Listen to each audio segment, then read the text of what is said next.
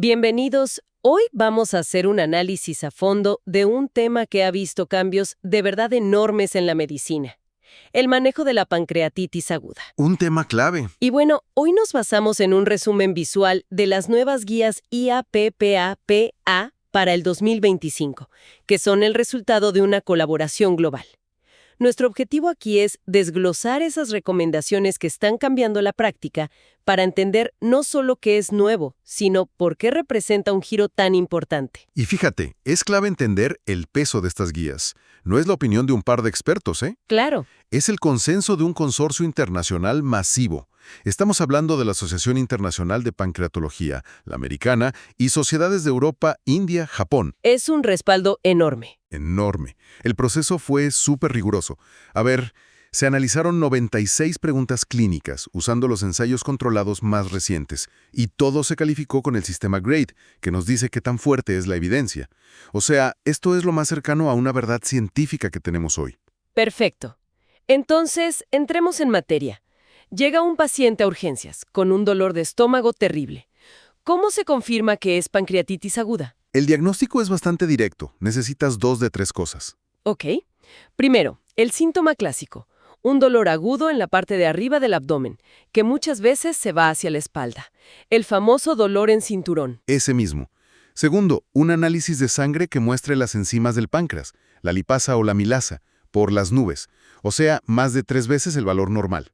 ¿Y la tercera? Tercero, si todavía hay duda, una prueba de imagen, un ultrasonido, una tomografía, algo que muestre el páncreas visiblemente inflamado. Ok. Entonces ya tenemos el diagnóstico. Pero me imagino que no todas las pancreatitis son iguales, ¿no? ¿Cómo saben los médicos si es un caso leve o una bomba de tiempo? Esa es la pregunta del millón. Y la respuesta es clave en las primeras horas. Aquí no solo se diagnostica, se estratifica el riesgo de inmediato. ¿Y cómo se hace eso? Pues se usa un sistema de puntuación llamado SIRS, que es el Síndrome de Respuesta Inflamatoria Sistémica. El SIRS. Ajá. Piensa en el SIRS como el sistema de alarma contra incendios del cuerpo. Un poco de inflamación es normal, pero si la alarma suena sin parar, significa que todo el cuerpo está en llamas. Ok. Entiendo. Se mide al llegar y otra vez a las 48 horas. Pero el verdadero indicador de peligro de muerte, el factor más crítico, es si uno de los órganos vitales, los riñones, los pulmones, empieza a fallar y no se recupera después de 48 horas. Ah, o sea, la clave es que sea persistente. Exacto. Eso es lo que llamamos insuficiencia orgánica persistente. Esa es la gran bandera roja. Entendido. Y eso me lleva a uno de los cambios más grandes en estas guías, algo que va totalmente en contra de lo que se ha hecho por décadas: la reanimación con líquidos. La vieja escuela era básicamente inundar al paciente con suero, ¿verdad? Exactamente. La idea era, más es mejor. Se creía que al darle al cuerpo mucho líquido, pues se mejoraba la circulación al páncreas. Claro. Pero la evidencia sólida de los últimos años nos ha dado, digamos, una bofetada de realidad. Resulta que esa agresividad podía estar causando más daño que bien, ¿En qué sentido? pues encharcando los pulmones y otros órganos. Así que el nuevo mantra es precisión, no volumen. ¿Y cómo se ve esa precisión en la práctica? Bueno, el fluido de elección con una recomendación fuerte es el Ringer lactato. Y en lugar de abrir el grifo a tope, se usa una infusión moderada y constante, 1.5 mililitros por kilo de peso del paciente por hora, mucho más medido. Muchísimo. Los bolos grandes de líquido solo se usan al principio si el paciente llega muy deshidratado o con la presión por el suelo. El objetivo no es meter litros por meter, es alcanzar metas fisiológicas muy claras. Mencionaste metas. ¿Cuáles son esos números que los médicos están vigilando? Están monitoreando 4 cosas principalmente. Quieren mantener la presión arterial media entre 65 y 85. Ok. Buscan que el paciente orine más de medio mililitro por kilo por hora, que es una señal de que los riñones funcionan. ¿Baja? Vigilan un marcador en la sangre llamado BUN, el nitrógeno ureico en sangre, que no debe subir de 20. Y por último, el hematocrito, que indica la concentración de la sangre debe mantenerse por debajo de 44%. Si se alcanzan esas metas, el paciente está bien. Está bien hidratado, sin necesidad de sobrecargarlo. Ok, el BUN. Para quienes no estamos tan familiarizadas, ¿qué nos dice exactamente ese número? ¿Es una señal de cómo están los riñones? Exacto. El BUN es un indicador clave de la salud renal y del estado de hidratación. Es un producto de desecho que los riñones deben filtrar. Si el BUN empieza a subir, es una luz de alarma que nos dice que los riñones están sufriendo, ya sea por la inflamación o porque no estamos manejando bien los líquidos. Crucial tenerlo bajo control entonces. Totalmente.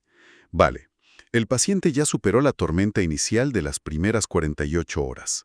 Está estabilizado, pero ahora empieza la verdadera maratón: mantenerlo estable en el hospital. Y aquí llegamos a otro punto que suena completamente contrario a la intuición: la nutrición. La recomendación es empezar a darles de comer de inmediato. Así es. Y esto es un cambio de paradigma total. Increíble. Durante años, la lógica fue: el páncreas está inflamado, hay que dejarlo descansar. Así que los pacientes se quedaban en ayunas por días. Lo que parece lógico, en principio. Parece, pero ahora sabemos que era un error. Un intestino que no trabaja se vuelve permeable, y las bacterias pueden pasar a la sangre y causar infecciones.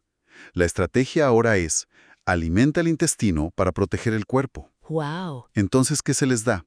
¿Una dieta líquida? No, la recomendación es empezar con una dieta sólida, baja en grasa, tan pronto como el paciente la tolere. O sea, cuando el dolor intenso baja y no tiene náuseas. ¿Y si no la tolera? No se espera. Se coloca una sonda de alimentación delgada por la nariz hasta el estómago o el intestino, y se inicia la nutrición enteral en las primeras 72 horas. Y aquí viene la gran alerta roja de las guías. A ver. Evitar a toda costa la nutrición por vía intravenosa, la parenteral, a menos que sea absolutamente imposible usar el intestino. Fascinante. Ahora hablemos de otro tema clave en un paciente tan enfermo: los antibióticos. Me imagino que la tentación de un médico al ver tanta inflamación es darle antibióticos por si acaso. Esa tentación es muy real, pero las guías son increíblemente claras aquí. Usan un sistema de pare y siga. Ok, me gusta. ¿Qué hay en la columna de pare? En pare está, con letras mayúsculas y basado en evidencia de alta calidad: no usar antibióticos de forma profiláctica para prevenir una infección. Simplemente no funciona. No previene las complicaciones, no, y peor aún, genera resistencia bacteriana. Tampoco se deben usar probióticos. Y muy importante, no se debe empezar a dar antibióticos solo porque el paciente tenga fiebre o la proteína C reactiva, la PCR, elevada. Esos son signos de inflamación, no necesariamente de infección. Entonces, ¿cuándo sí se aprieta el gatillo? ¿Cuál es la luz verde para seguir? La luz verde se enciende solo en dos situaciones muy específicas. Primero, si hay una infección bacteriana demostrada en otra parte del cuerpo, como en la sangre o en la orina. Lógico. O segundo, si hay una sospecha muy alta de que una parte del páncreas que ha muerto, lo que llamamos necrosis, se ha infectado. La señal más clara de esto es ver burbujas de gas dentro de esa área en una tomografía. Mencionaste la PCR como un marcador de inflamación. Las guías hablan de otro, la procalcitonina. ¿Qué papel juega? La procalcitonina es, digamos, una herramienta más sofisticada. A diferencia de la PCR, que se eleva con cualquier inflamación, la procalcitonina tiende a subir mucho más específicamente en respuesta a una infección bacteriana. Ah, es más precisa. Mucho más. Funciona casi como un detector de mentiras para la fiebre. Ayuda al médico a distinguir si la causa es la inflamación del páncreas o si una bacteria ya entró en escena. Mencionaste ver gas en una tomografía. Esto me lleva a la imaginología. ¿Cuándo es el momento adecuado para hacerle una tomografía computarizada a estos pacientes? Hacer una tomografía en las primeras 48 horas generalmente no sirve de mucho. No. No, a menos que el diagnóstico no esté claro y se necesite descartar otra cosa. El momento ideal, la ventana perfecta, es entre las 72 y 96 horas después del inicio de los síntomas. 3 o 4 días después, exacto. En ese punto, una tomografía con contraste nos da el mapa completo. Nos dice qué porcentaje del páncreas está dañado o necrótico, y eso ayuda a predecir la severidad. Después de eso, solo se repite si el paciente empeora o si se planea una intervención. Hablemos de las causas. Entiendo que la más común son las piedras en la vesícula, ¿no? Sí, es una de las principales. ¿Cuál es el plan de acción cuando una piedra es la culpable? Cuando es de origen biliar, hay un árbol de decisión muy claro para un procedimiento llamado CPRE. Una endoscopia para limpiar los conductos. Eso es, si el paciente tiene además una infección en esos conductos, lo que se llama colanquitis, necesita una CPRE de urgencia. Ok. Si no hay infección, pero la piedra sigue obstruyendo el conducto, la CPR se puede hacer de forma programada. Pero, y este es un punto clave, si no hay ni infección ni obstrucción clara, la recomendación fuerte es no hacer una CPRE temprana. No aporta beneficios y tiene sus riesgos. Y una vez que se resuelve el episodio agudo, se quita la vesícula para que no vuelva a pasar. Absolutamente. Esa es la solución definitiva. Y el cuándo hacerlo depende de la severidad. Si fue una pancreatitis leve, la cirugía para quitar la vesícula, la colecistectomía, debe hacerse en la misma hospitalización. Ahí mismo, tan rápido. Sí, para evitar que el paciente se vaya a casa y regrese semanas después con otro ataque. Pero si fue un caso severo, con necrosis, hay que tener paciencia. Se pospone la cirugía unas 6 semanas, para dejar que toda la inflamación se calme. Tiene sentido. Ahora, vamos a la complicación más temida, la necrosis. Cuando parte del tejido del páncreas, pues, se muere. ¿Cómo se maneja eso? Aquí es donde la estrategia ha evolucionado de forma espectacular. El principio fundamental es conservador primero. ¿Qué significa eso? Si la necrosis es estéril, o sea, no está infectada, el tratamiento es de soporte médico, con paciencia. Si se infecta, la primera línea son los antibióticos potentes. Pero el concepto más revolucionario es el tiempo de espera. Se debe retrasar cualquier intervención para drenar esa necrosis por lo menos 4 semanas. 4 semanas. Eso suena a una eternidad para un paciente tan grave. ¿Por qué esperar tanto? Porque en esas 4 semanas ocurre algo asombroso. El cuerpo empieza a construir una especie de muralla biológica alrededor de todo ese tejido muerto. Lo encapsula. Se forma lo que llamamos una necrosis encapsulada o walled off necrosis. El cuerpo la aísla, por así decirlo. Exacto. Intentar drenar o limpiar eso antes es como meterse en un lodazal. Es un desastre, desorganizado, peligroso. Esperar a que se forme esa cápsula hace que cualquier intervención sea infinitamente más segura y efectiva. La paciencia, aquí, salva vidas. Entonces, después de esperar esas 4 semanas, ¿cuál es el siguiente paso? ¿Se va directo a una cirugía mayor? No, para nada. Aquí es donde entra el enfoque step-up o escalonado. Es una progresión lógica que va de lo menos a lo más invasivo. Me gusta cómo suena. El primer escalón, la base, son los antibióticos y el soporte nutricional. Si eso no es suficiente, el segundo escalón es un drenaje mínimamente invasivo. La opción preferida es por vía endoscópica. A través del estómago. Correcto. Si eso tampoco funciona, el tercer escalón es remover el tejido muerto, también por vía endoscópica o con una incisión pequeña. La cirugía abierta tradicional, que antes era la norma, ahora es el último recurso, solo para catástrofes. Las guías también mencionan brevemente a poblaciones especiales, como embarazadas o niños. Hay grandes diferencias. Las bases son similares, pero con matices. En el embarazo, por ejemplo, la primera herramienta de diagnóstico es siempre el ultrasonido para evitar la radiación.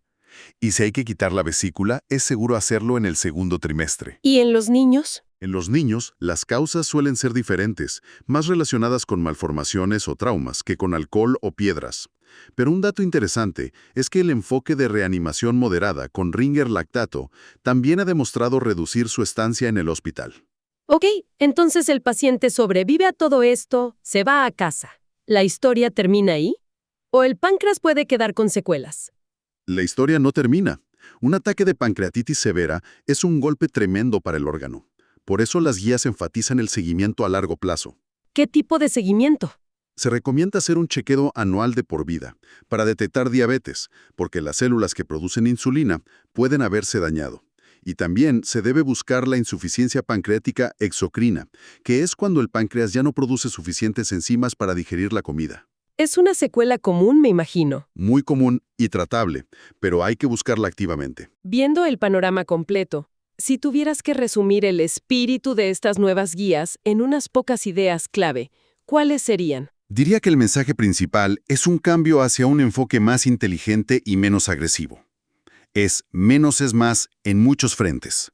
Menos líquidos, menos antibióticos, menos intervenciones tempranas. Ajá. Se trata de usar el Ringer lactato de forma moderada, de alimentar al paciente de inmediato, de usar el enfoque escalonado para la necrosis y de ser decisivos cuando toca, como quitar la vesícula en la misma hospitalización en casos leves. Precisión, paciencia y evidencia. Exactamente. Esas son las 3 palabras. Un cambio profundo hacia una medicina más reflexiva en lugar de la acción agresiva por defecto. Ha sido un análisis increíblemente claro. Muchísimas gracias por desglosar todo esto. Un placer. Y para dejar una reflexión final, si consideramos este cambio fundamental hacia menos es más en el cuidado de la pancreatitis, esto plantea una pregunta importante para el futuro, ¿no? ¿Cuál sería? ¿Qué otras áreas de la medicina de cuidados críticos podrían beneficiarse de cuestionar esos viejos paradigmas donde siempre se ha asumido que más agresivo es mejor?